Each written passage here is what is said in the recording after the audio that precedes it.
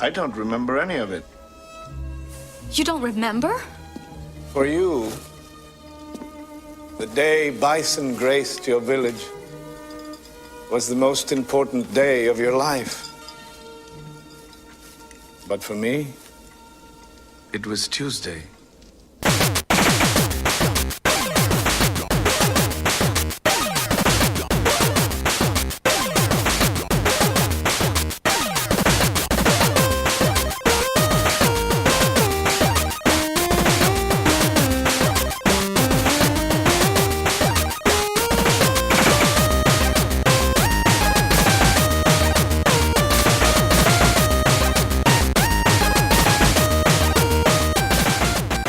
Welcome to the Rated G for Gamers podcast, episode 134.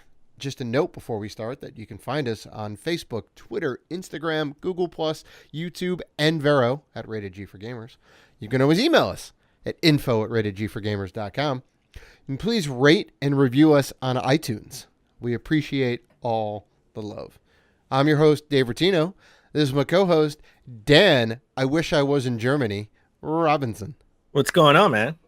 Well, as you guys are hearing this episode, I am overseas in the Great Deutschland, spending a much-needed vacation. So we are doing a special episode this week, Dan. Dave, I just want to know, you're in Germany right now. I am. How's the pretzels? Well,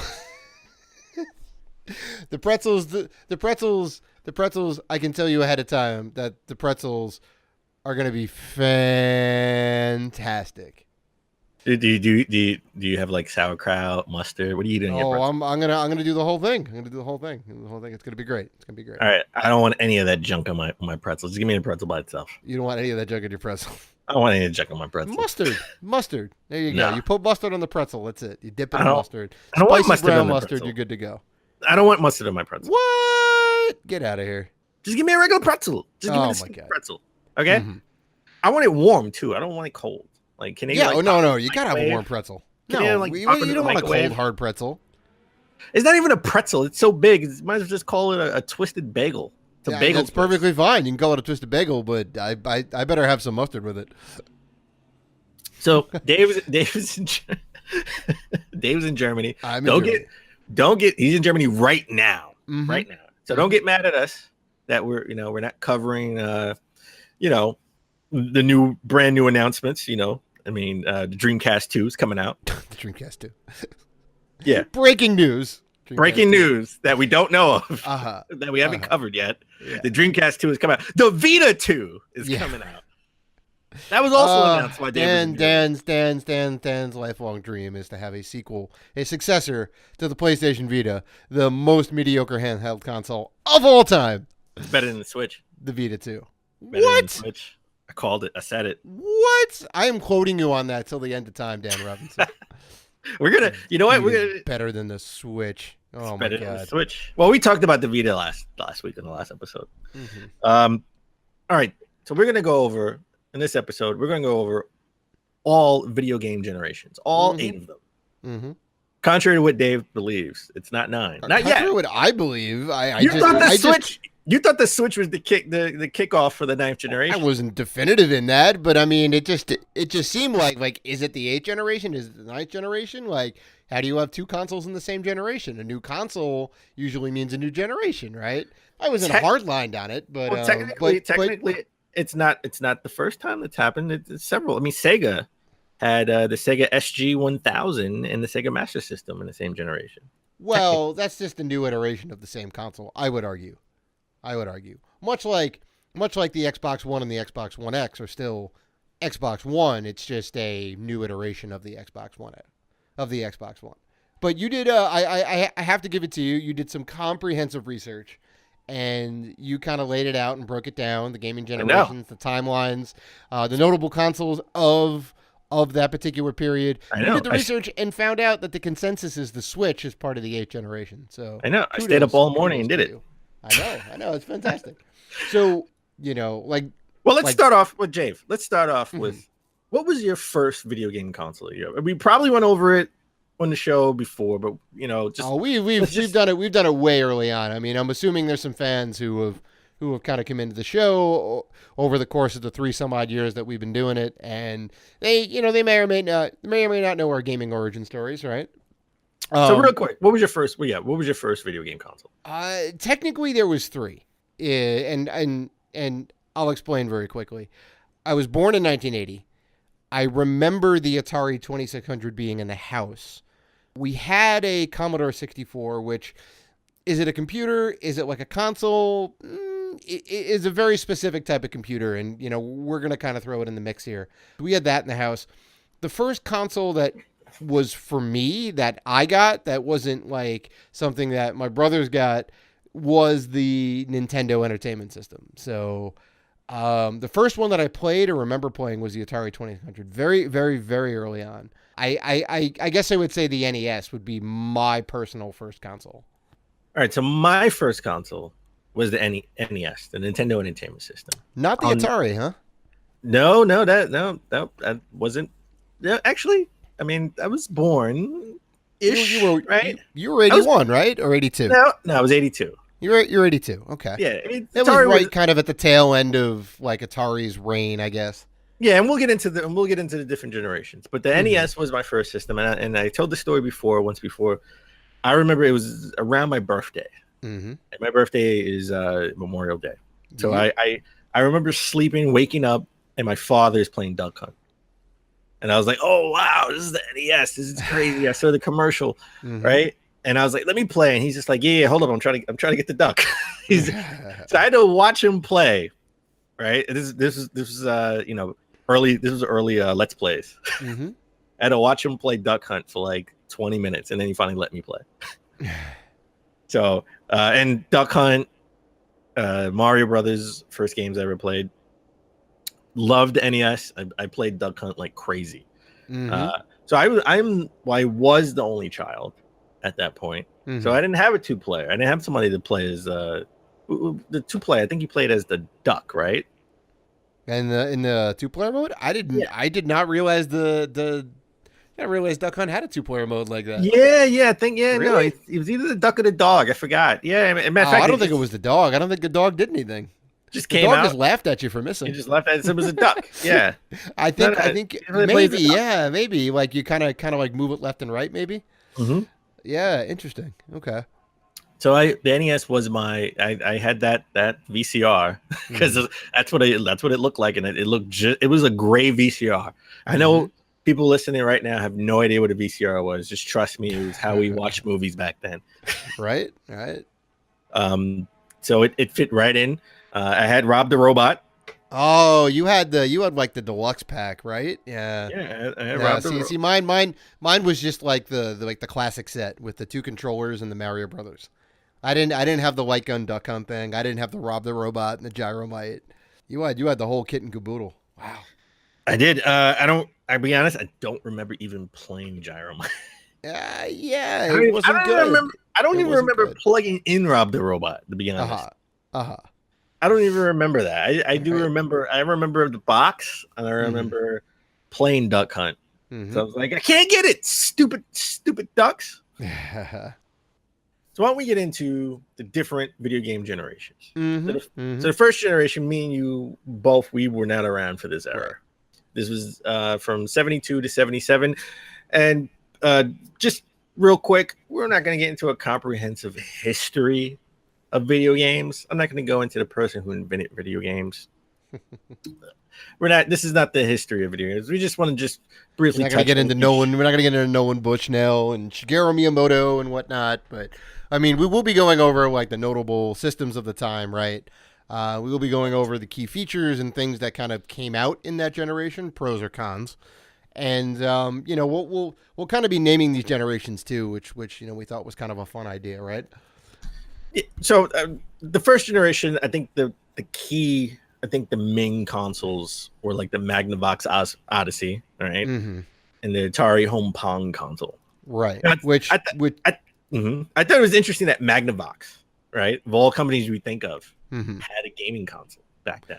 Well, I mean, a lot of people did. I mean, there was also the Vectrex and kind of other systems too that came out. There was a lot of Pong clones. The Atari Home Pong one, I think, was probably the most famous.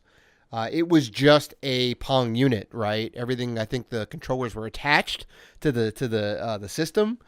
I think even on the Odyssey too, they were attached, if I'm not mistaken. It is really like a weird time, but this was like the beginning of video games, right? It was kind of the birth of it. It was something to play on your TV. What Yes. can you do? How can you interact with your big, huge tube TV? Big, huge. You mean your little 13-inch tube TV? Yeah, They weren't that big back in the day. Yeah, I mean, wow. Just to think about that. Just Right. imagine how far we've come, right? Having like two knobs on the TV. Yeah, they didn't even have like projection screens then. Like the largest you could get maybe was a 25-inch TV, maybe. No, they were big ones because remember back then, and I gotta say, my mom and my stepfather, old school. Even in the 90s, I had this. Remember, we had the big TV that was like it was the huge TV that sat by itself. It was its own entertainment system, right? It was its own. It was encased in its own little shelf. Right. Oh yeah, they call that Furniture Vision. There was. Yeah. It's Furniture Vision. Yeah, because like it was all like wood and whatnot. It had like you could put stuff on the top of it, giant square. Like oh, they were awesome. Yeah, we had a swivel one. We had a swivel TV that we got like in the late 80s when our like last TV blew out. Oh, So Pong was the popular game like of that time, right? I mean, there were systems put out just to play Pong, and they were called Pong, Atari Home Pong Console. that's right. That's right. I'm so glad I wasn't part of this era. I try to play Pong now. It's just like, oh my god, how did people do it back then? Imagine that was mind blowing at the time. Pong. Well, sure. I mean, there was nothing to compare it to. It was all new and exciting, so everyone was okay with it. Like looking back on it now, like now nobody's gonna play straight up vanilla old school Pong, right? Maybe they'll like play it for like a minute, but it's really not like, oh my god, I want to go back and play Pong. It hasn't necessarily held up. It was genre defining. It was it defined gaming. It was one of the first games to ever come out, and now you can play it at home. So I mean that's like huge, but it's not great. It's fairly dull.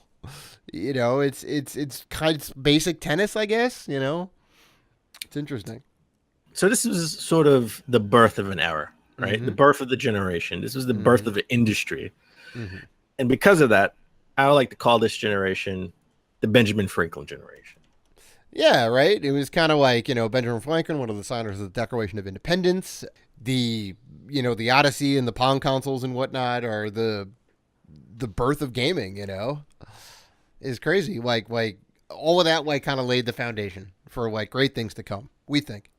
All right. So that the first generation was from 1972 to 1977. Okay.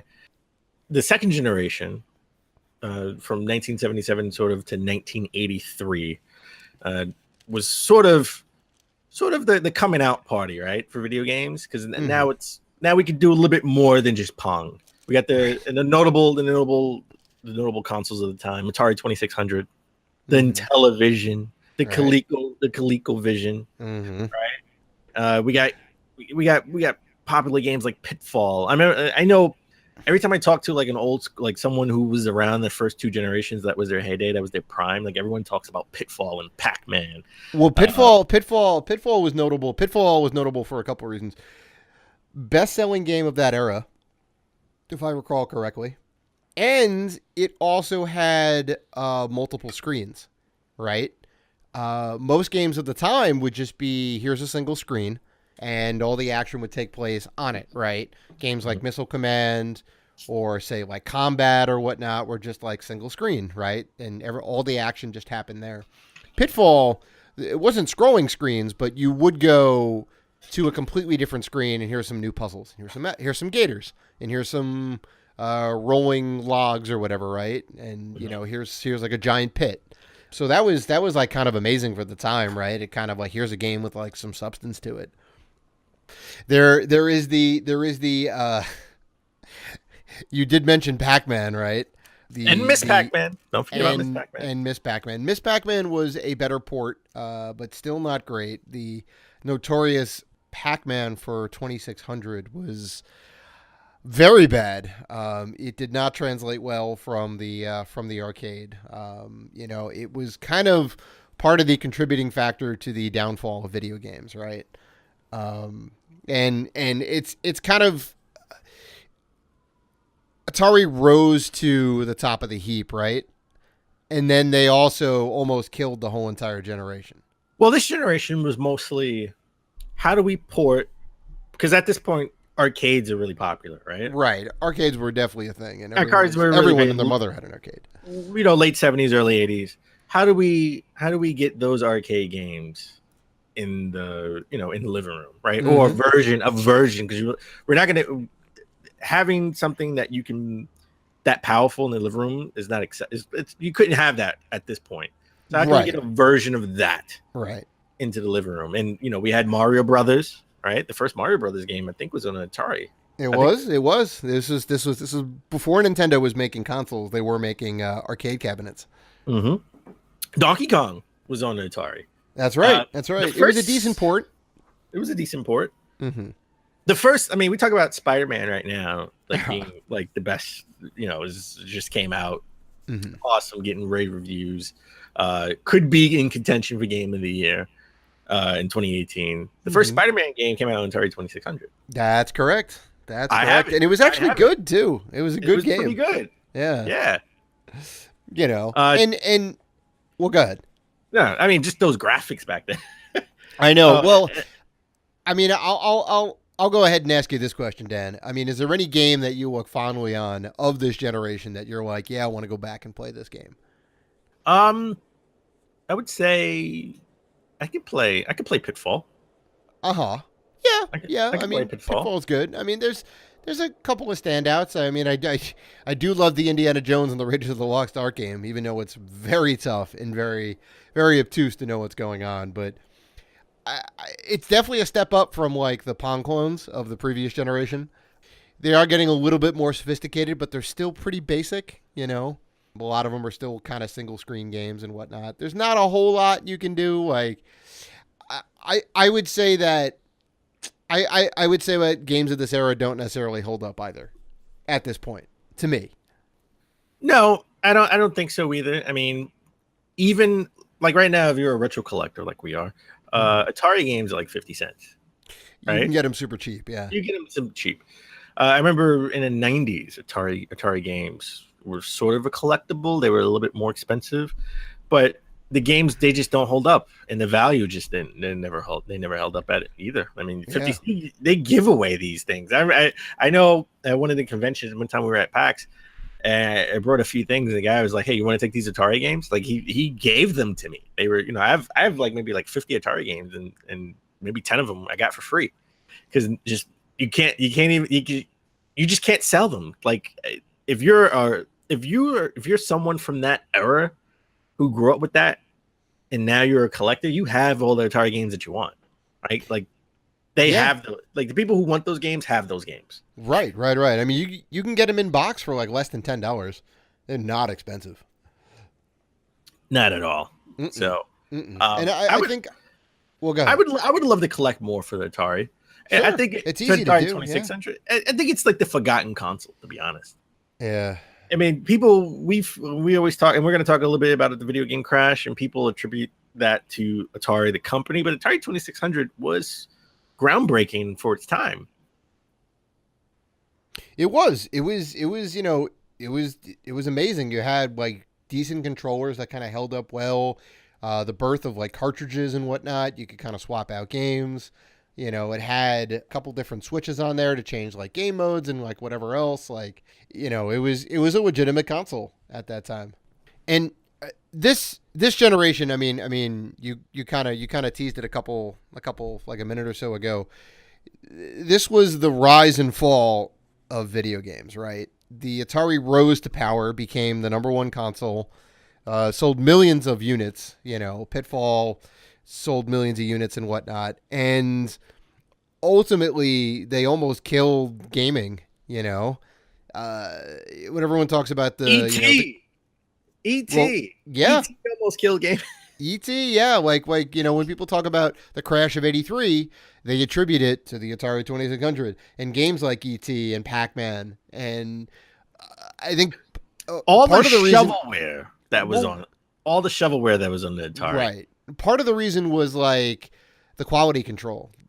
Atari didn't have quality control. They would let anybody make games for their system, and also they didn't have any they didn't have any licensing rights, right?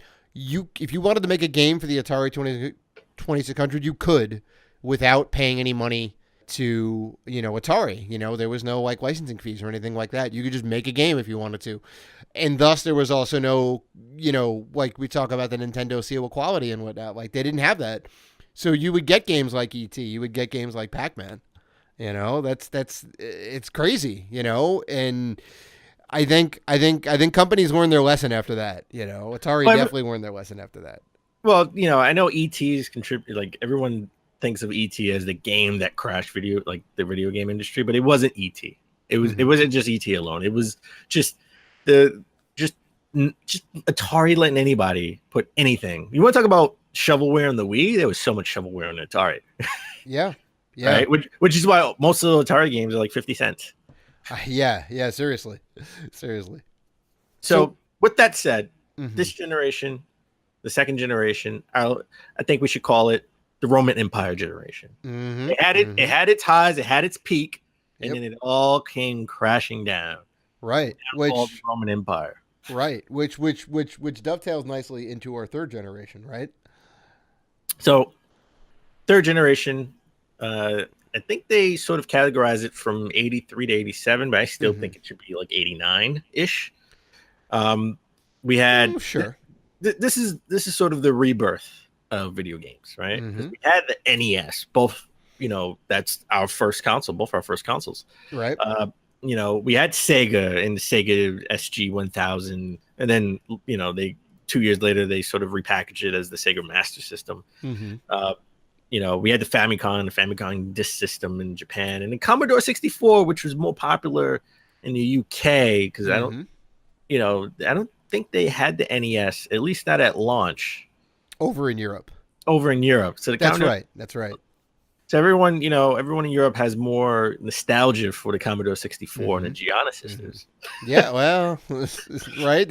You couldn't get Mario Brothers. You had to get your second rate Mario Brothers, which was the great Gianna sisters. Oh. Gianna sisters. Yeah. But, Nintendo came out of the gate with a Trojan horse, so to speak, right? Because just the whole the name gaming, video games, had like a negative stigma towards it. Right. It was a fad that went out. That's something that kids played in the early 80s. And they came with the Rob the Robot, which I had. Right. Well, there you go. And you even like said it that you had the robot. You didn't even play with it. Again, thus, I don't know Rob the Robot is the Trojan horse. Well, robots were the thing back then. It was the wave of the future. Yeah. It was the wave of the future, robots. I mean, it was even in a Rocky movie, right? It was in one right, exactly. Paulie. Yeah. He had the big Rocky. He had the robot. Yeah, so that was ridiculous. Rocky IV, sure.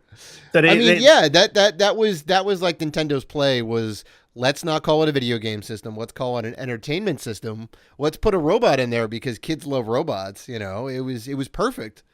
It was genius. And then we had the birth of video games' first mascot. Mm-hmm.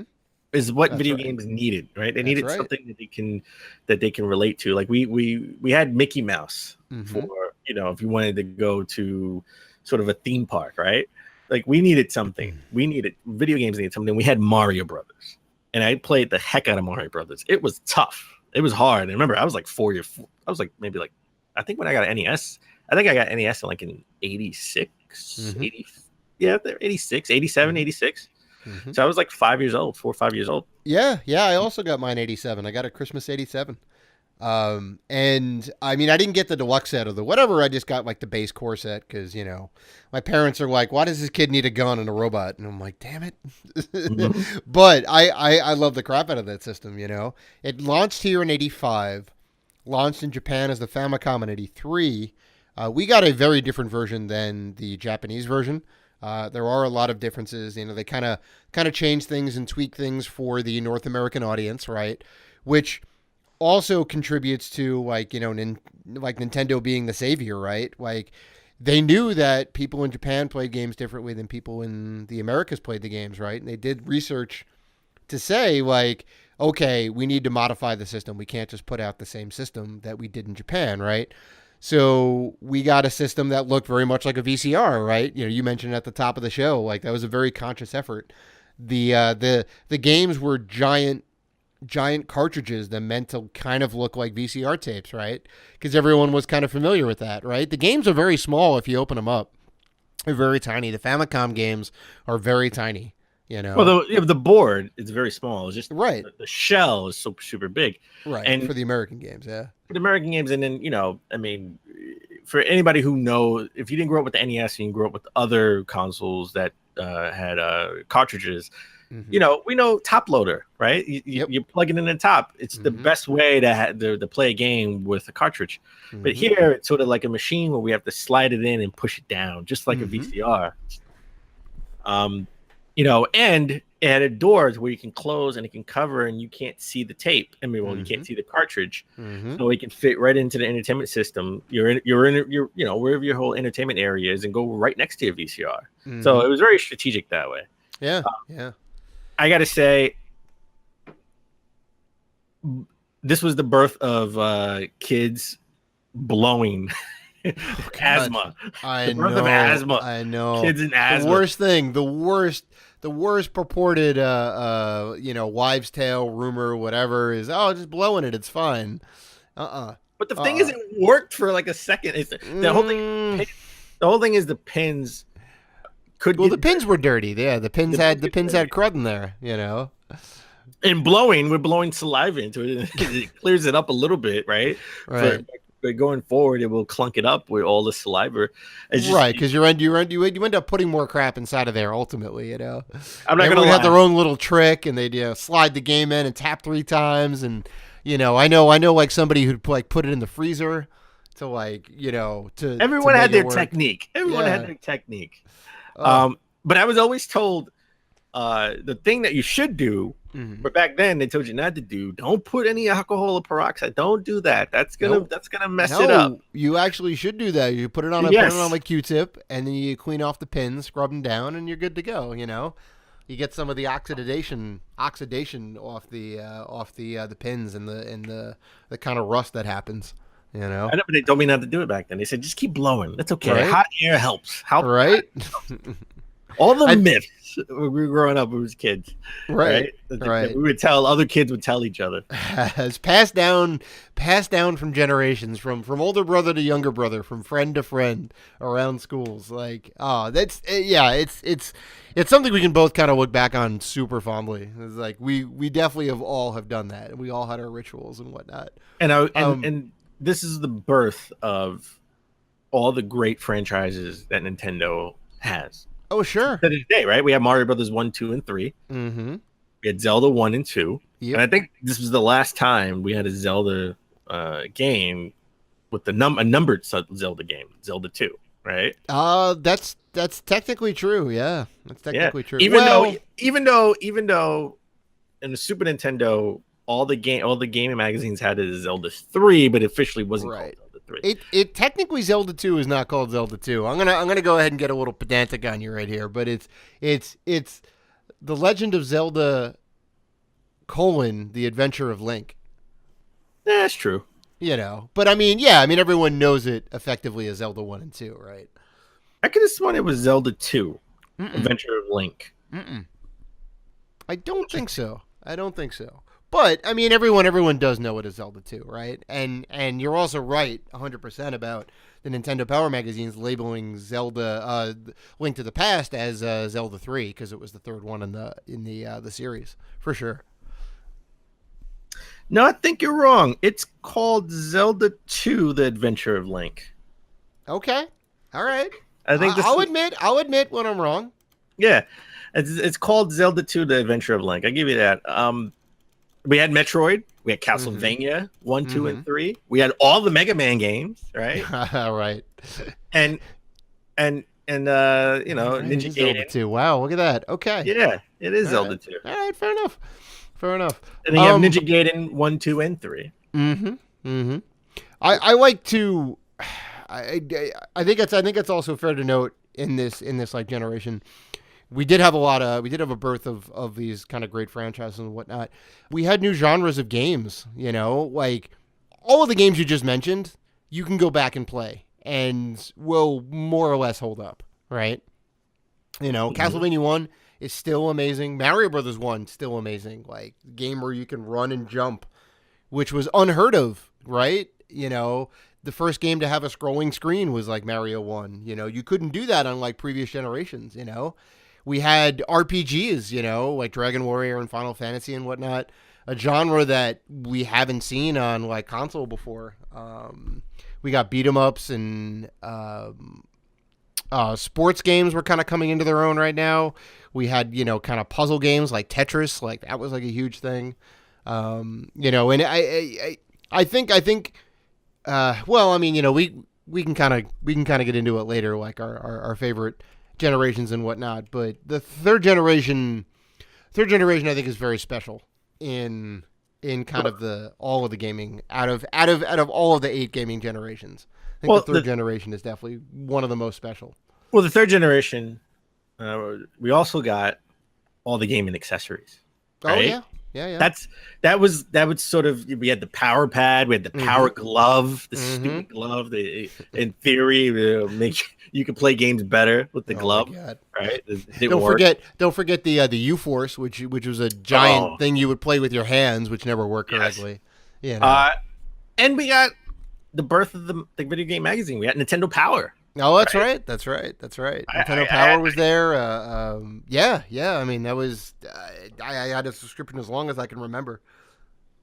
I had that. I had the same thing too. I would like to call this generation the Phoenix generation, because the video game industry rose from the ashes to blossom to be something huge, right? So this is the Phoenix generation. So let's get into the fourth generation, which is near and dear to my heart. It's listed as starting from 87 to 93, even though I still think it should be maybe 94, but that's just me. 94, 95, that's just me. Sure. So Nintendo comes back, and we have the Super Nintendo Entertainment System, right? The SNES. We got it kicked off by the Genesis in I think 88, 89. Yes. Right? I think it was 89 that Genesis came out. TurboGrafx came out too, and then the SNES came out. No. TurboGrafx was first. The TurboGrafx was first. TurboGrafx may have been 87 then, yeah. The TurboGrafx was first. It came out first. It kicked off this generation, so to speak. It came out. Well, go ahead. I think it came out. Actually, no. Everyone says it was first, but I think it came out in 89. I think the Genesis came out in 88. That could be. Well, you know what? I take that back. The PC Engine is essentially the Japanese version of the TurboGrafx. And which probably came out in 87. Right. That came out in 87. Yeah. So that's what kind of kicked the generation off then, and then kind of the Genesis came out a year or two later. In Japan first, obviously, and then here, and then the Super Nintendo came out a year later, I think 91. I think November 91 or October 91 it came out here in the States. And all of the systems here that we mentioned are all 16-bit, right? Where the previous generation was 8-bit. So now we're talking more colors, we're talking transparency, we're talking parallax. But in the third generation, we didn't know anything about 8-bit, right? This is the generation that told us about the bits. Right. We had the bit. We had the bit war, because this is the 16 era, right? Because it was named TurboGrafx 16. Right. And the Genesis said on there like the 16-bit on the console. 16-bit, like in like the raised embossed letters, right? So it was like, this is obviously twice as powerful as the previous generation, right? Which I guess like kind of true in a way, but in kind of all these games did so much more. I think it was more of the same, right? We just got more powerful games, right? We got more powerful games, but we got more notable. Like we got slightly semi more like open worldy games at the time, right? Like Super Mario World blew my mind because I was like, wow, like look how big this world is. Right? You know, games how were a big little this more map expansive. Yeah. We had these huge overworld maps and whatnot. I mean, you know, it's that's like very true. Look at like Super Metroid. You know, it's kind of a bit of an open world type situation, and you could do that with the new hardware. You know, you had the capability. You had more RAM on the actual cartridge, right? You had a better color palette to work with, a faster processor than what was in the Nintendo and the Genesis. The FX chip, right? The FX chip, sure. That was kind of like how do we improve the longevity of the console? Like, okay, well maybe we can like add extra hardware onto the game cartridge, you know, and have that plug into the system, you know. Genesis, or I should say Sega took the same route, right? How can we improve the Genesis? Like, oh, let's go ahead and make an add-on for it, you know. Let's make it into Frankenstein. With a 32 that and again, this was the bit wars, right? Because it was all about the number. The only cared about was the number, and we the 32X, right? Well, it was a 32-bit system, 32X, yeah. Right? And let's put this. And we had the birth. This was sort of, I think, when we first got CD-based media, right? CD-based games. Yeah. I mean, it was a little bit of an early dip for Sega. They worked well, but no, I think they were a little too soon to jump into that fire. You know, much to Sega's downfall, I think they were too quick to jump into a lot of things. But that's just, you know, that's just kind of my opinion. Yeah, we did get the birth of CD media. I believe, I want to say the Sega CD was the first one. It could have been the Sega. What about the Pioneer Laser Active? That was after, and no, that was 93. CDI. Yeah, it was the CDI was a little after. Yeah, so I think it was Sega CD was 91. Yeah, it was either that or the PC Engine CD. Which was, you know, or TurboGrafx CD. I don't know if that came out here, but the PC Engine CD was an add-on for the PC Engine or the TurboGrafx that we have here, and you could play games on there. But I think that may have came out after the Sega CD. But this generation was more notable from more mature games, right? Like we got Blood in Mortal Kombat if you had the Genesis. Right? That was we had the rating system was birthed in this generation.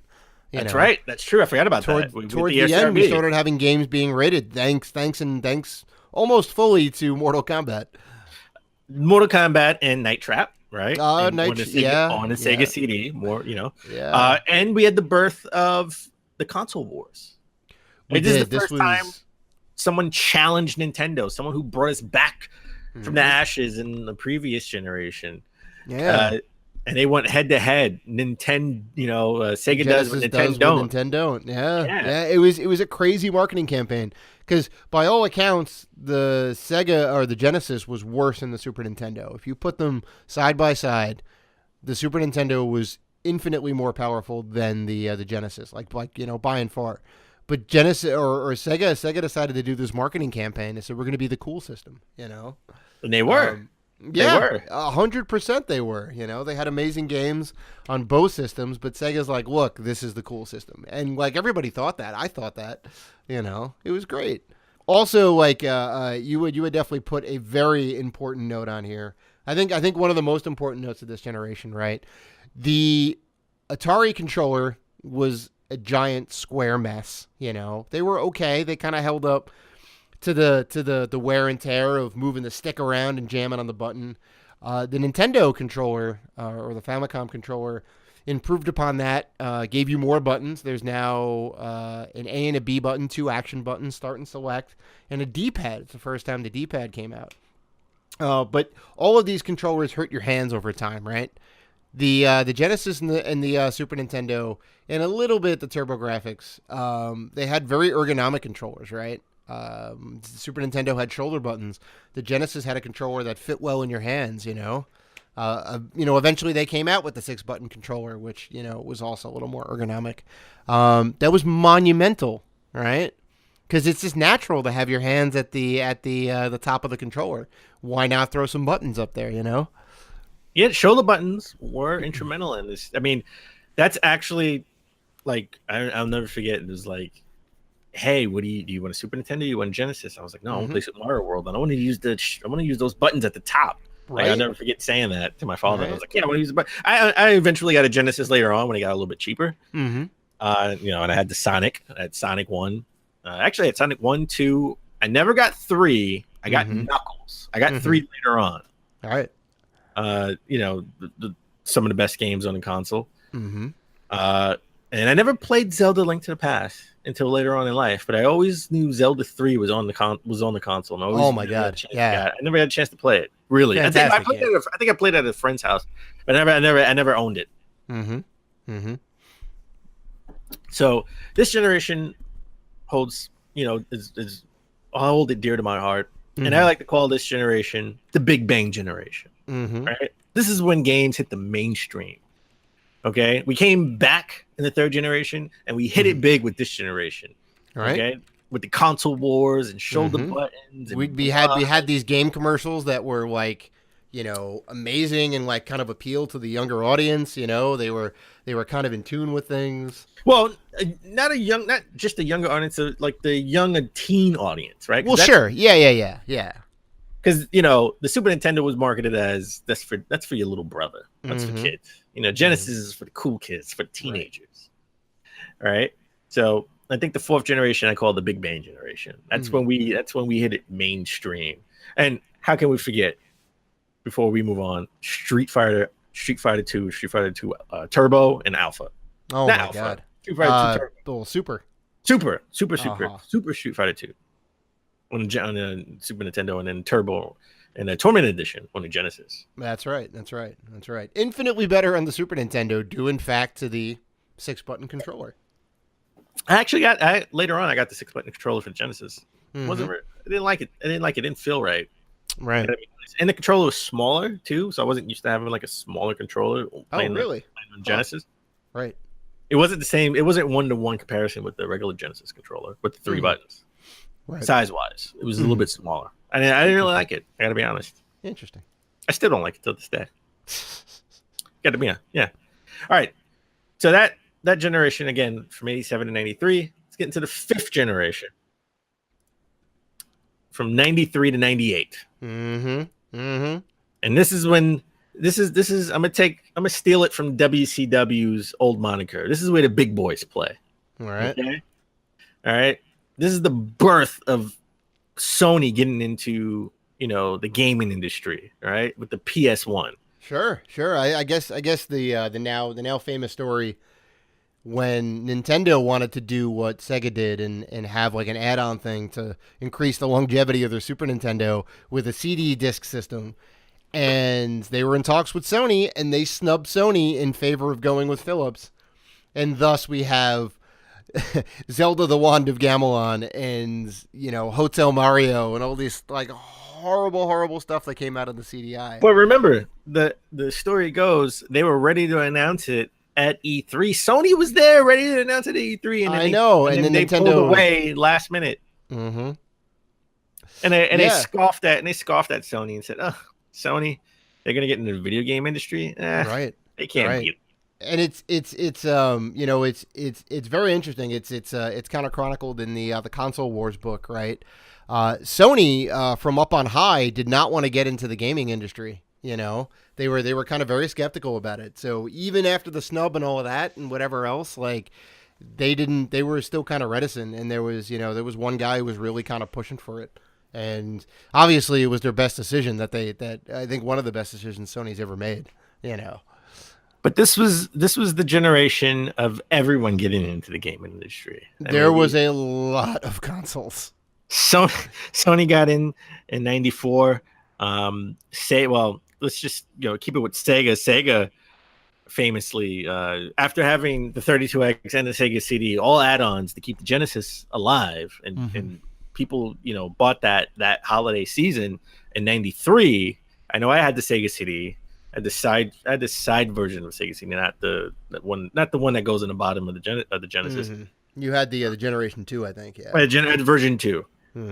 Said, "Hey, guess what? We have a Sega Saturn." They tried to beat PS4 to the market and say, "Hey, the PlayStation Saturn's... 1, you mean? PlayStation 1, sorry. The original PlayStation, or just called PlayStation, I guess. Yeah. Just called PlayStation. Oh wait, you saying the original? Just regular PlayStation, Mister Christmas 2, Christmas 1. Well, I mean, now we know it is like PS1, and PS1. everyone knows it is PS1. But I'm just saying, like the box, the silver box with like the brushed metal just said PlayStation on there, because that's all they had at the time. Well, just as a side note, the small PS1 was actually called PS1. It was, yeah. Which I thought was the hilarious. fourth iteration, yeah. Yeah. Yeah. Sega, they tried to beat PlayStation to the market and released it at E3 in '94. It's out right now, and everybody was shocked and surprised. Much ahead of the normal launch window, ahead of any marketing for it, But even retailers were like, "What? It's out now? Wait, what? Really?" There was the classic PlayStation conference at E3, I think that year, when Sega announced their system for $400. I think the head of Sony America came out and just came on the mic, and their whole entire press conference was $299, and that was it. And that's all they needed to do. They're like, "You're coming out at $400? This is fantastic. We have a $300 price point. There it is." So, but we got, just real quick, we had other companies get into the video game business. We had Apple. They had the Apple Pippin. We did have a home console from Apple by Apple. We had Atari come back from the ashes. They came out with the Jaguar, right? And the Jaguar CD, and then we also had the FM Towns Marty.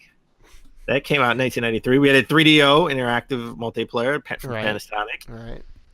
We had the Amiga CD 32. That's right. The Neo Geo and the Neo Geo CD. Mm-hmm. The Amiga was the successor to the Commodore, and the Amiga 32 and all that was, by all intents and purposes, a like home console, right? CD-based system. And Nintendo, we can't forget the N64. That was probably the last to come out of this generation, I think, right? Yeah, that came out in 96. That was 96. Yeah, they were a little late to the party. It was also one of the last companies to hold on to the cartridge. Nintendo said no, one more generation. They had a good point with the cartridge, because there was less load times, but the cartridges were expensive, right, compared to CD-based media. Right, because you had to like pay for that big hunk of plastic that was molded specifically. Like it wasn't just a regular like CD, right? Those are like super cheap. But this was the generation when we had memory cards. We can actually save our games on the memory card. That's right. So you could take your memory card to any system, load up your save data.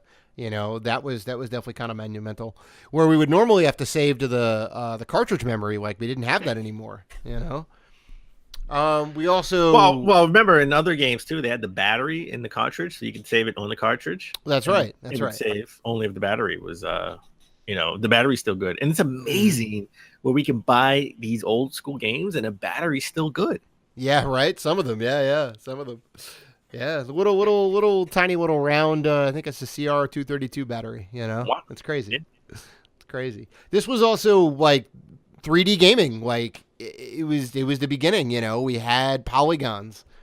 We had camera, like that was a whole thing, like moving the camera around, and like that was like a whole thing. We had, I would say, like the birth of the first person shooter came out at this time, right? You had things like Wolfenstein and Doom and whatnot, and Duke Nukem 3D on the PC. We had some of those things come to the console, right? And now you kind of have like, you have this new game genre which kind of dictated the controller a little bit, right? Well, now we have thumbsticks because of right. Specifically to handle camera movement, right? Wasn't properly done. It wasn't done right. They were still trying to figure it out. A lot of games still aren't playable to this day, using thumbsticks. Well, I mean, I think it was early in the same way that the Atari was early, right? It was still like exciting and new at the time. So everyone was like, yeah, I'll jump in and shoot some alien spaceships that look like giant blocks. Yeah, but this is everyone. This was everywhere. Everyone was going to 3D, right? Like we got Mario. I mean, like PlayStation sort of won that generation, right? Because they got, great open world, great big, games with cinematic experiences. We had Final Fantasy VII that was on there, right? Sure, because we Metal had Gear Solid. 650 megs on a CD. Like you could put full motion video on there and still have enough room for your game. Yeah, I mean, we got Metal Gear Solid that came out, but the N64 I think had maybe arguably the two best games of the generation. Mario 64 and Zelda Ocarina of Time. Sure. Or Majora's Mask, no matter what Zelda, Zelda fan you are. We can't forget GoldenEye too. Like that was fantastic. This is when video games were in college dorm rooms, right? Yep. I got some stories about playing GoldenEye. Let me tell you. So I mean, GoldenEye doesn't hold up at all now using the one thumbstick. It is definitely not aged well at all. It does. The N64 controller was a unique beast, and I think we can kind of leave it at that. Sega did not do well this generation. Like you said, the PlayStation definitely took top billing. Surprised everybody out the gate. Right. It's just they surprised they were the cool console. They sort of took Sega's sort of strategy, right? And just they were the cool console. They had the mature games. They had the cinematic experience. Everything was hip, down to their marketing and they went after Nintendo. They didn't even think about Sega. They went after Nintendo with all the Crash Bandicoot commercials. That's right. All right. They took shots at Nintendo. Like everyone's taking shots at Nintendo at this point. All right, that's crazy. That's crazy to think about it right now, like in this day and age. Right, and Nintendo was still like, no, we're going to hold the line. We're going to be the family console. We're going to make kid-friendly games, great games, but games that were a little more like cutesy and didn't necessarily have blood and guts, and you weren't ripping people's spines out or choking people out behind their back and putting them in storage lockers. But a lot of franchises took a step back in this generation. I mean. Not everybody translated well into 3D. There were definitely some missteps, Mega Man, Castlevania. Bubsy, lest we forget. Bubsy. Well, Earthworm Jim 3D even, jeez. Earthworm Jim 3D. Mortal Kombat, was it Mortal Kombat Gold? That's what it's called? Mortal Kombat 4, which was Mortal Kombat Gold on the Dreamcast. That was a bit of a misstep. For sure. I think it's kind of fair to note around this time period too that tournament fighting games were kind of in high gear, right? We had no less than two different Street Fighter franchises out now. We had the Alpha series and we had the regular 2 series, which was kind of still going strong. We had the birth of Tekken, which was great. I want to say Dead or Alive started around this time. SNK was in full swing. Dead and Alive came out in PlayStation 1. I have the long box. Box. That's right. SNK and their Art of Fighting and King of Fighters and Fatal Fury, that was all of this time. Those were big and they were translating well to the home console. Fighting games were kind of becoming a thing. Definitely RPGs, some of the best RPGs of all time, came out on PlayStation. Specifically, I would say N64 not so much. Saturn had a few, but PlayStation definitely had a ton. But Castlevania sort of took a step back, being on the N64, but it took 5 steps forward, right? It created its own genre, right? With Castlevania Symphony of the Night when it came out on PS1, right? And it's funny you mentioned that because we have Symphony of the Night, arguably the greatest Castlevania game of all time, and then we also have Castlevania 64 and its sequel on N64, which were 3D and awful, arguably some of the worst in the whole entire series. I think you can argue what's the best. I don't think you can argue what's the worst. But yeah, they're just really not good. They're definitely the worst. Right, and it goes to your point that a lot of franchises took some steps back. They just didn't translate well. No one knew how to work with the new technology effectively. Everyone was still kind of feeling it out. Well, because people thought, I think in this generation, people thought, oh yeah, we could just, Sony did it, right? We could just enter the video game market and put out a console, or yeah, you know what? Our game, we don't have to put much effort. Our game can be 3D. It works. Look at Super Mario 64, right? It works. We could just do it. I think this generation, I'm going to call it the arrogant generation. Everyone was just arrogant. I think it's fair. Everyone was kind of had brash and bravado and said, we can do it too. And Nintendo, right? They said, you know what? No, we know what we're doing. We know what gamers want. They want cartridges, okay? Mm-hmm. They don't want big cinematic experiences. They want less load times. And look what that did to them. Look what that did, So I think this was the arrogant generation. All right, let's get into the sixth generation. Sixth generation was from 98 to 2005. Mm-hmm. Now we're starting to ramp things up here, okay? Because we got the notable consoles of the generation is Dreamcast, GameCube. We got the introduction, the birth of Microsoft coming into the gaming industry with the Xbox, and the juggernaut, which is the best. I think it's the best-selling console of all time, the PS2. Right? So this generation was sort of, what else does your console do besides play games? Right.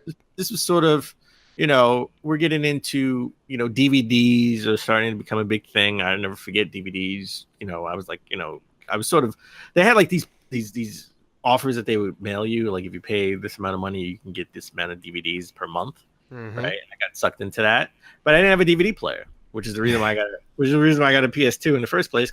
One of the reasons why PS2 sold so much is because it could play DVDs. Right. You could get a gaming console that also played DVDs for the same price as a good quality DVD player, right? Like, why would you not get a PS2? It does two things, at least. Definitely why I bought it. I mean, I transitioned from Nintendo to PlayStation last generation. I got a PS1 kind of late in like 99, but when the PS2 was rolling around, I'm like, yes, 100% want the PS2, and they said it would be backwards compatible, which was a huge thing. You could play all your old PS1 games and they would just work. Your controller worked as well. It did, yeah. You could use your PS1 controllers. You could use your old cables from the PlayStation 1, like memory cards. I think worked as well. The memory cards work for like PS1 games, and you could transfer them to the PS2 for storage. Like Sony did a lot of things right. They said, "Look, we are gonna support these systems for 10 years out," and they did. The PlayStation 1 was supported from 94 to 2004, and the PS2 was supported at least for the next 10 years, from like 2000 to 2010, they kept making Madden games for it, it was still a viable product. Sony's really good about that. And, they made sure like, hey, we know you bought all this crap for your old system. Like you can reuse a lot of that. The same power cords, the same like AV cables to hook up, that was kind of a big thing, I think, in my eyes. We did also have like the Dreamcast kicked it off. Right, that was the first system. Came out here in 99. Right, 99 is that kind of famous day, a great day. Dreamcast did a lot of innovative things for sure. We had the GameCube and the first console in America. The first console to effectively go online. Sure. We had what? Yeah, I mean, we had like they had a modem for Saturn. It didn't do very well. They had a modem for Super Nintendo and Genesis, but it didn't do very well. But yeah, like the Dreamcast had a modem built into it, right? You could just plug it right into the internet. You could play sports games on there. You could play Jet Set Radio and a handful of games. It was great. Phantasy Star Online. Phantasy Star Online too. Yeah. And also, like in that. Well, I wouldn't say it was built in. You didn't need to get an add-on. It wasn't like right, exactly. Japan yeah. It was just in television, the system. Right. It was just in the system. It was just it came a part of the system. Yeah. Right. We had the GameCube and the Xbox too in that same generation. The Xbox had the internet built into it. The GameCube and the PS2 had add-ons to it, right? Yes. Still, it was all still very young. I think Xbox did online the best, definitely in this generation. Like, looking back on it now, it's still like looking back on the live infrastructure for Xbox, it's pretty basic, but they did do it the best, you know. And this was the first for Nintendo. This was the first console that didn't launch with a Mario game.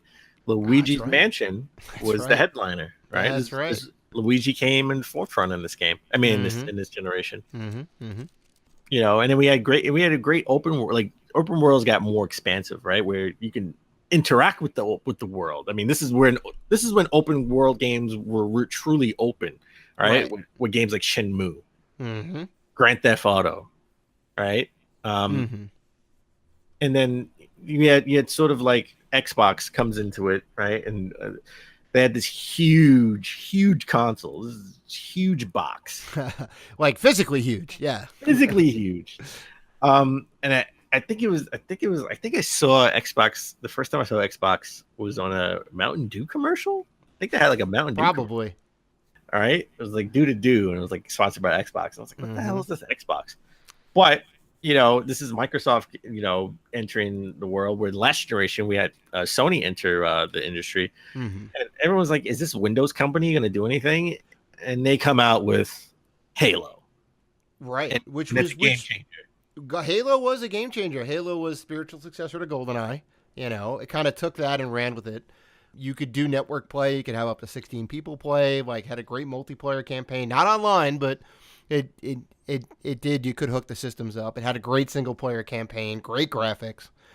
You know, they really kind of came out strong with that one. But I mean, it's interesting to see where Sony was, I would say, like, greeted with open arms, right? Everyone was very much against Xbox coming into this, right? They had a lot to prove, you know. Well, at least Sony was the Walkman company, right? At least they made something. They were cool. Like even Steve Jobs, you know, when he was doing Apple, he would always sort of take inspiration, for, you know, in his mind at least, when he was, you know, designing or help designing, because he really didn't design. You know, the Apple, he was take inspiration from Sony, right? Sony was a big inspiration to him because they made cool devices, right? Every product that Sony came out, they were sort of cool and hip and edgy, right? At least they made something. Microsoft was the software company. They didn't make hardware. They made an operating system. Right? So it was like, you know, I mean, you could tell, I mean, you know, by looking at with the exception of maybe the 360, well, the exception of the second and third versions of the 360, the design of all the Xboxes were just weird, right? Because they don't really make anything. They're a software company, and the software is always great on Microsoft systems. So, like, for a brief period, I just want to know, like, typically we would have two major dominant console makers going at it, you know, kind of Nintendo Genesis or Nintendo Sega, right? Or Nintendo Sony. For a brief period, we had Nintendo Sony Sega kind of going at it, you know. We had Nintendo Sony and 3DO and Atari for a very brief period going at it, right? But we all know that can't really last. In this sixth generation, for a brief period, we had Sega, Nintendo, Microsoft, and Sony go at it, right? And, you know, as we all know, in this kind of sixth generation was the end of Sega making consoles, right? They decided to bow out of the console race.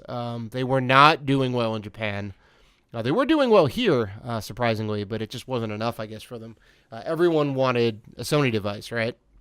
That was like kind of the big thing. Well, remember, Xbox, you can play DVDs. PS2, you can play DVDs. Dreamcast didn't play DVDs. Okay. GameCube didn't play DVDs, but then they later came out with a GameCube console. Only Japan. Well, they had that special Panasonic one, right? But the special Panasonic one. But even the Nintendo, I mean, listen, one of the reasons why Nintendo, you know, the GameCube didn't do so well is because, you know, Nintendo just scoffed at doing CDs.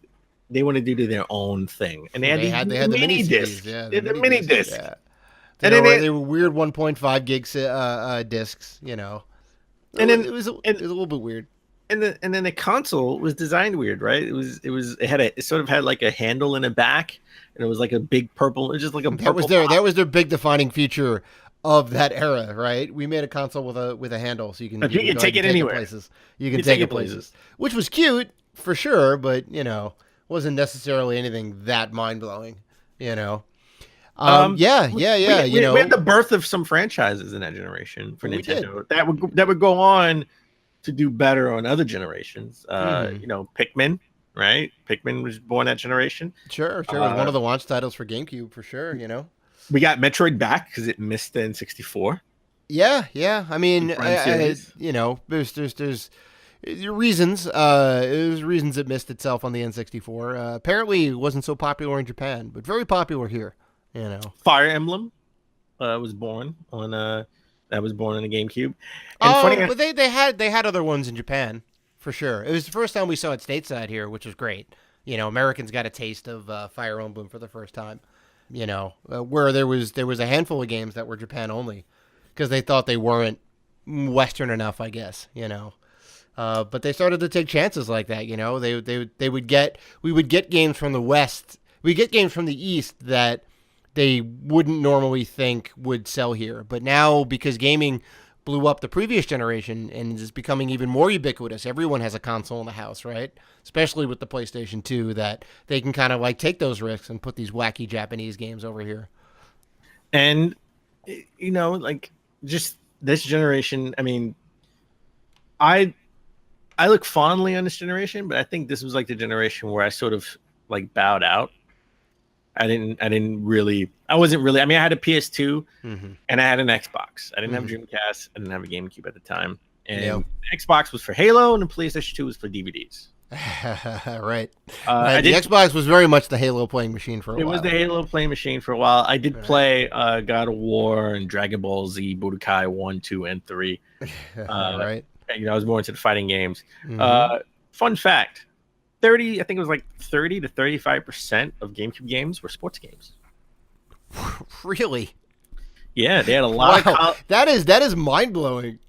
They had a lot of college sports games, a lot of college sports, and obviously like NBA and NFL, but there are a lot of college sports games that put them over the top to make it like 30. I think it was like 30, maybe 35 ish in that range of GameCube games or sports games. Wow, interesting.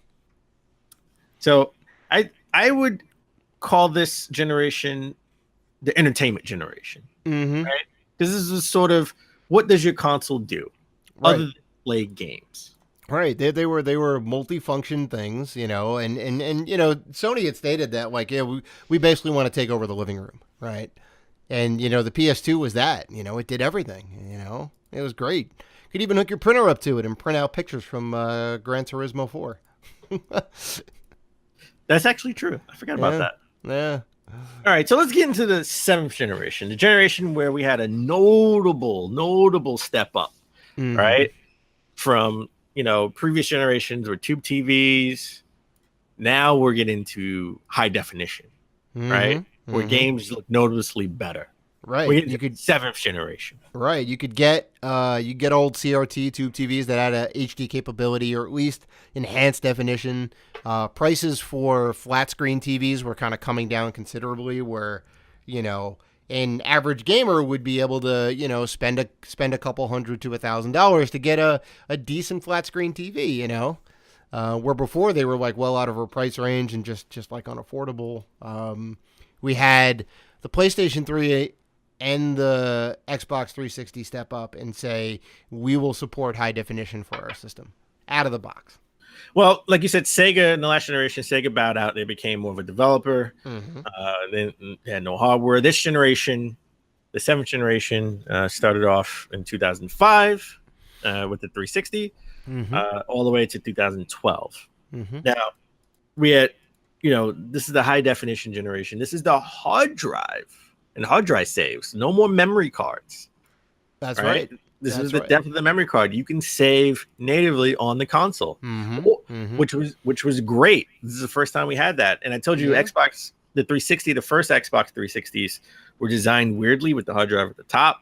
And it had a design flaw. It looked cool. I remember it looking cool, but it had a design flaw. We had three red rings of death because it would overheat and it wouldn't work anymore. Yeah, that was that was kind of a whole big thing. Microsoft really effed up on this one, and they did the only move that they could have done. And they said, "Hey, look, if you have a problem with it, here is your window. You can send it back to us. We will fix it free of charge." I think I have. I in my lifetime, I've had 4 different OG Xbox 360 consoles. Jesus, all because they red ringed. They all red ringed, and the one I still have it. I still have mine Mm-hmm. till this day. Mm-hmm. I already had already had like a new 360, like a second version, the Elite. But I sent this one in. I got a brand new one, or I think it's a brand new one. I don't know what they do, and I just never played it. But Right. I sent it in just because I used it as a backup. Right. Even though I cannot use that hard drive anywhere, I can't use that hard drive anywhere else. It does not fit on the other versions of the other 360 versions. Right. Because they had them all built in internally after that, I think. But you can still remove it. But they were built. They were You'd built have to in. get They to weren't the on the inside of it, top. yeah. Exactly. You They were couldn't easy. just, They like, were still snap it easy. off. No, they were easy to remove. Oh, well, all right. No, they were easy to remove. It just wasn't built at the top like Right. this one. Listen, it had a cool design. I liked it. Sure. Uh, It's. I think it's also fair to note in this generation we break the cord, right? We had wireless controllers from all 3 major console developers at this point in time, right? 360 had charging cables, PS3 had charging cables, and the Wii had charging cables, right? And that is true. I forget about that. You just kind of break them off, and there you go. You get hours of gameplay without being tethered to a wire, which I think was monumental, right? Where previously any standard controller for your system is going to be wired to the system, right? Well, we did have the Wavebird for the GameCube. Yeah, That I mean, the battery didn't last long. Yeah, and there also were some third-party controllers, sure, here and there. Like even dating all the way back to the Atari, we had RF signals and whatnot, but they just never weren't really good. worked that well. No, definitely not good. We had more entertainment integration. We had Mhm. bigger menu screens, right? And the Well, UI. Sure, we had a full-on operating system in there. Famously Xbox 360 had the Blades interface. The PS3 had the crossbar, right? We had their kind of like home console menu, which was a little like a cell phone-ish kind of thing, like all the different little app icons you could click on.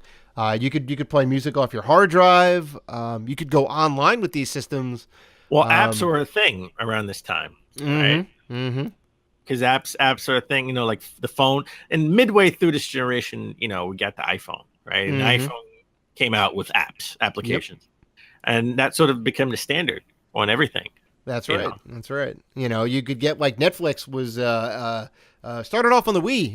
You would get a disc in the mail, download the software, and you could watch movies on your gaming console digitally over the internet, which was great.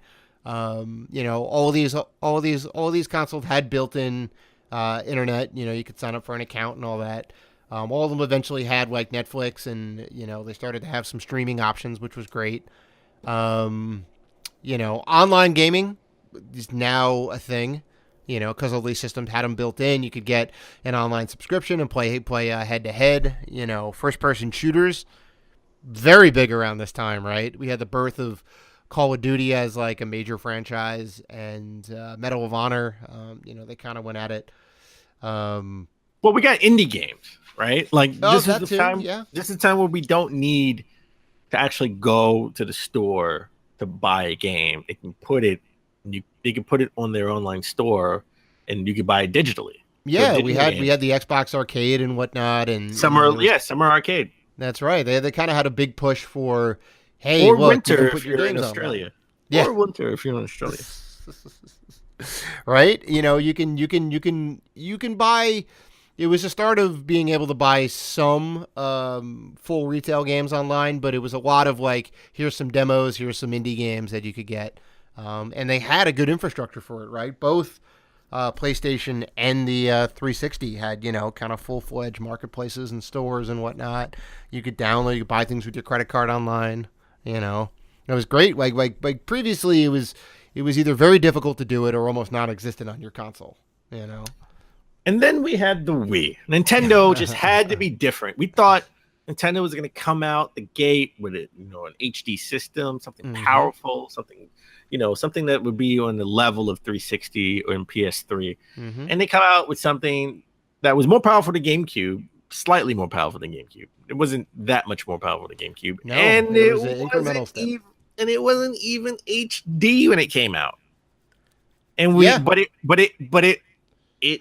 it was hard to get for like 2 years. This thing was hard to get for 2 years. I swear to God. It is the second best selling console of all time. And it was the Wii. They did make a good move in that manner. They said, "Hey, look, here's a very easy thing to pick up and play. You can play these very casual games. You say, okay, I want to go ahead and play this tennis game or whatever, right? Well, how do you play? Do you know how to swing a tennis racket? There you go.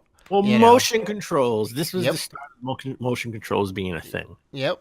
And it was crazy. Like, even my parents came to me one day and said, "Oh yeah, did you hear about that Nintendo Wii? We played it. We thought it was great." Right? My parents do not play video games. It was amazing to hear them say that. Right? Everybody in their mother changed everybody's life. That's right. Wii became the number one gaming console in retirement homes. Fun fact, now it's granted because it came with the system, but Wii Sports, I believe, is the best-selling game of all time. Yes. Because anyone who had a Wii had that game. Anybody who goes into a Goodwill or a Salvation Army nowadays, you will find a copy of Wii Sports. Except for me, because when I brought a Mario Kart bundle. Ah, you bought it a little after. I see. Yes. Well, it was hard to find for like 2 years. That's right. Yeah, it was sold out everywhere. Everybody wanted it. It was the coolest thing. So I would call this generation, the 7th generation, the HD high definition generation. Right. Because this was the jump. This is when games looked phenomenal.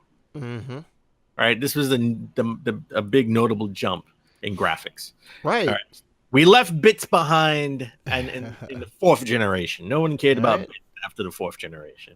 All right. It's all about textures and polygons now and lighting effects and all that, and it's it's all possible on the 7th generation. They really kind of push things very far. Open world games, super big. You could render out all this stuff. Huge. So now we jump to the 8th generation, which is the current generation. Yep. Started in 2012 and kicked off with the Wii U. And I got to be honest, the Wii U is my Star Wars prequels. I really wanted to like it. Oh. I really wanted to like it. I think everyone really wanted to like it. I remember the press conference, an E3 press conference. I think that was the last E3 press conference, that Nintendo live press conference they did. And they had the Wii U on stage and they announced it, and their stock went down the next day. I was all about it, and I remember my coworker was like, that's whack. I was like, no, you crazy? It has a gamepad. This is awesome. Mind you, this is me getting back into gaming. So I was just excited, right? It's a new console. Yeah. I bought it. I was there. There was no lines. I bought the Wii U. I got the black one because it came in 2 different versions. The white one with like less memory, and the black one that had a lot more memory, which made more sense. Don't know why they would do it that way. Yeah. And the first party games were there. Just no one else cared.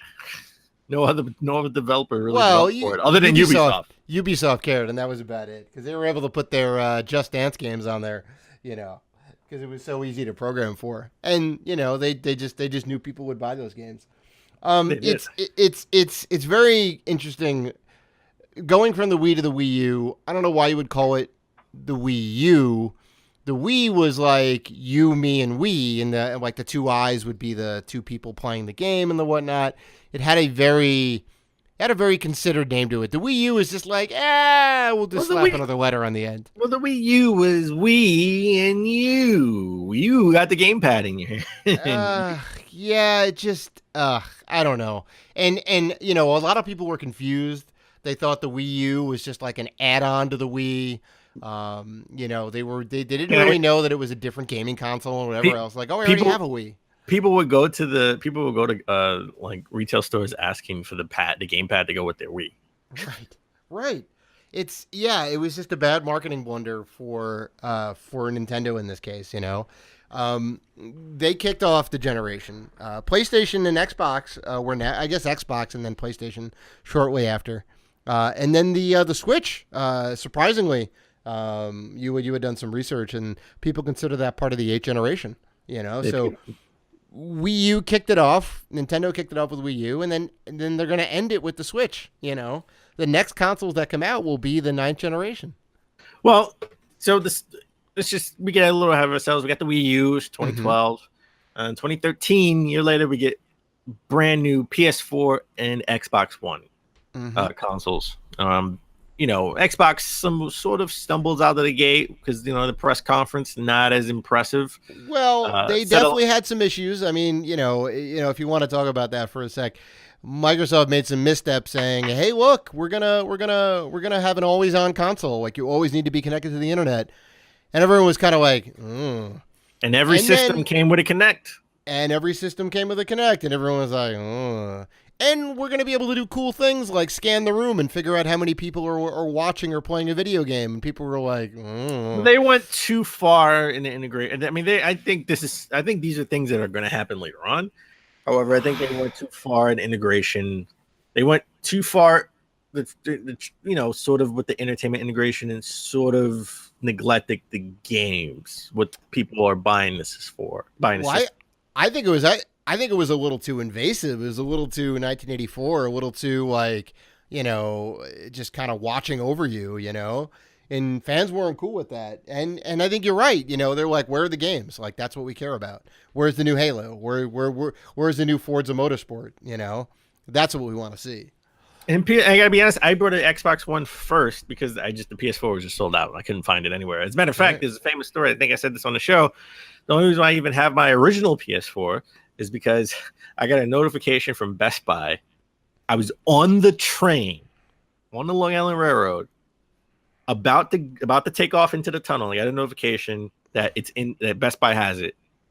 Clicked it, bought it as I'm hitting the tunnel. I didn't know because you're in a tunnel for 5 minutes. I didn't know if I actually bought it or not because you know how quick they sell. Know how quick they sell. And I got out of the tunnel and it said your transaction has been complete. I bought it and I jumped up for joy. When I got off the train, 20 minutes later, I checked Best Buy again. It was sold out. So I had just made it. I just got it. That's literally crazy. Just made it with my original PS4, which I still have. That's crazy. Now, you know, I think what really defines this generation is online gaming, right? Everybody wants to play with your friends online. Everything's a game with service. Mm-hmm. Yeah, it is now ubiquitous. You know, you almost it's almost a detriment to not have your system online. You know, you will lose out on all the updates, on all the interactive online features. Obviously, you can't play, you know, head to head against anybody because a lot of the games are just online only. Yeah, I mean, well, let's back up a little bit, just a tad bit. When this generation first started, maybe the Wii U contributed to this. All the analysts said that console gaming is dying. This generation is not going to do well, right? Everyone said people don't want to play video games on a TV. They want to play on their phone. They want to play on their iPad or PC. Then nobody wants to play it on TV. And I just got to say, console gaming is alive and well because this generation blew last generation out of the water, and last generation was great.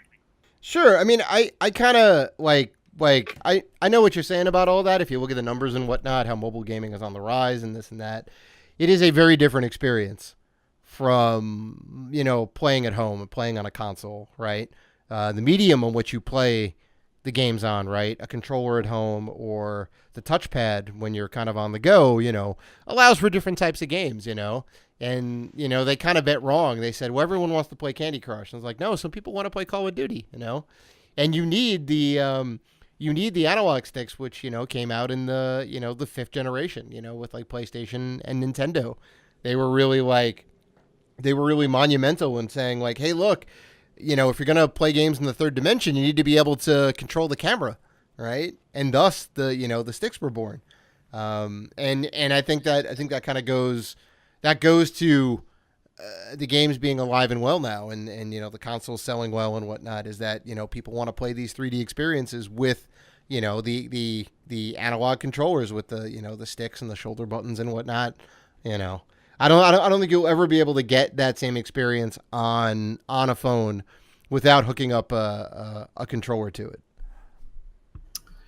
Also, with this generation, we got VR. Right, we had VR a little bit in the last the fifth generation, but we're not going to touch on. We had it. We had it on. We had a little bit of it on the Master System. There was a VR headset. Yeah, that's right. And they had the VR glasses, right? And Jaguar, funny enough, had a VR headset that was slated to come out, but never did because the Jaguar didn't do so well. But VR really came in its own this generation. VR was supposed to be the defining part of this generation. Not really doing so well because it's a lot of cords, a lot of camera setups, motion sensor setup, that you got to do. You got to have a powerful PC. I think the highest selling VR headset is for the PS4, but it's lesser quality. This generation, it is basically the entry level to VR. It is the entry level. There is some good experience on there. They still have a ways to go, right? It's really, you're right. I mean, it is the actual first generation of VR. You're right. Microsoft hasn't said anything about this yet. Nintendo has said they don't care about VR right now. So if they do dip their toes into the water, it will be a couple generations down the line, much like they did with HD. They kind of dragged their feet, much like they did with the CD based systems. They dragged their feet, and now they went back to cartridge for their latest system. So, go figure. Go figure. Also, but this generation, not only just online gaming, but streaming games is a big thing. That's directly. Right. In the previous generation, you needed an add-on device if you wanted to stream games online, right? Now everything's built in. You can stream games directly from YouTube, Twitch, from your PS4 and Xbox One. So you can, yeah. I mean, it's crazy. Like you're talking about streaming out your gameplay session, right? Yes. Right. To like add on to that too, Nintendo has started to stream games to their system, so you can play games that aren't on the system there, that are hosted on some server elsewhere, and you just play the game and it just sends back the input commands and it sends you out the video feed, right? And still no voice chat though. Still no voice chat. Yeah. And I think that native voice chat. I think that thinking is gonna mark the defining feature of the next generation, right? We're gonna start to see the decline of actual physical discs. We're gonna see games that you can get online or almost even online only, right? You can digitally download it, put it on your hard drive, and you're good to go. I think we may start to see more games that you just straight up stream. You don't download the whole game. You just download a small client, and then you can play the game that's hosted on a server somewhere else. Well, games with a service. Right. Yeah.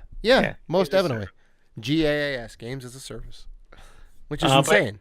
But let's not, the Switch. The Switch was, the last console that came out in this generation, and it came out swinging. It's already outsold the Wii U. It's what not a hard bar to jump over, but if you look at what Nintendo puts it, this is a culmination of everything since the NES. Yep. Right, like they took something from each generation to make the Switch, and the Switch is what they've been leading up to, because they said as early as the GameCube, they've been thinking about a console like the Switch, but just the technology wasn't there until now, as far as having a handheld console, home console hybrid. Right. And you saw them dabble in that with the Wii U. Like the gamepad, the Switch is an evolution of the Wii U gamepad. Honestly, I think the Switch the Switch came out last year, but I think the Switch, if the Wii U would have did well, better than it did, better than it did, I think the Switch, we're seeing it now because we just got announcement for online, right? Nintendo Online. I think the Switch was sort of 2 years out. I think the Switch, I think originally they wanted to put the Switch out around now or 2019. I don't think I think they rushed it to market, and that's why we didn't have so many games. We didn't have no online infrastructure yet because they rushed it to market because the Wii U was a failure. That could be, yeah, right. They're like, look, nobody's buying the system. We have to push this up. I think I did well by all accounts. They kind of, they had a really good launch. The system, the marketing was really well. But you're right. There's some things that are missing that we only just got the online service like this week, honestly. As of like this recording. I think Zelda was maybe one of the last big hurrahs that they really wanted for the Wii U. Mm-hmm. I think they wanted to launch with Mario Odyssey maybe in 2018, 2019. Right.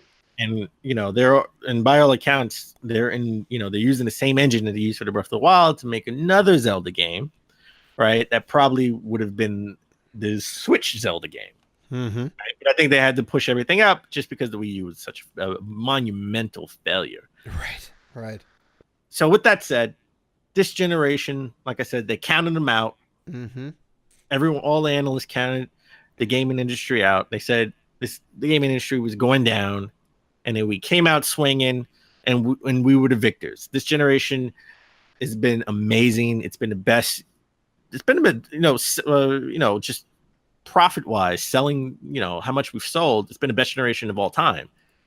And by all accounts, I think this is the Rocky generation. You count him out, and he just keeps coming. He comes back, and he's the victor. Mm-hmm. Mm-hmm. So we went through all 8 generations. Mm-hmm. Dave, what are your top 3 gaming generations of all time? I am glad you asked that question, Dan Robinson. And I think I kind of hinted at it a little bit earlier. I'm just going to run through them real quick. The 3rd generation, which was, the Nintendo and the Genesis and...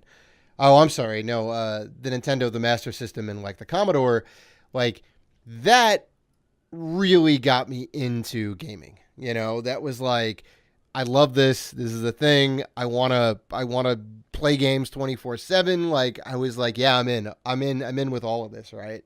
So that holds a special place in my heart. Some of my best gaming, some of my favorite franchises got birthed out of that time period. Final Fantasy and Mario and Metroid and Zelda, like all those like quintessential games. The 6th generation is also very near and dear to my heart because all of my favorite RPGs came out during that time, right? That was Tekken came out then, Final Fantasy came out then, like Mario 64 came out then, like I'm sorry, not the 6th generation, the 5th generation. I'm sorry, I'm getting ahead of myself. The 5th generation, right? That was the PlayStation 1 and 64 era, which had all the aforementioned games. That was great. We got controllers that are still being used today in some fashion, like the PS4 is very, very similar to the original PlayStation, a bit with a lot of tweaks and whatnot, but like it's still got that same formula. It's classic, right? We got the the dual shocks and like the dual triggers up top, and it's a controller that feels well in your hands. Like that all came out of the 5th generation. It was the start of 3D gaming, which was fantastic. And my number 1 is the 8th and most current generation. And I don't want to say that's always going to be the case, but it is an amazing time to be alive right now, and to have all the technology that we have, right?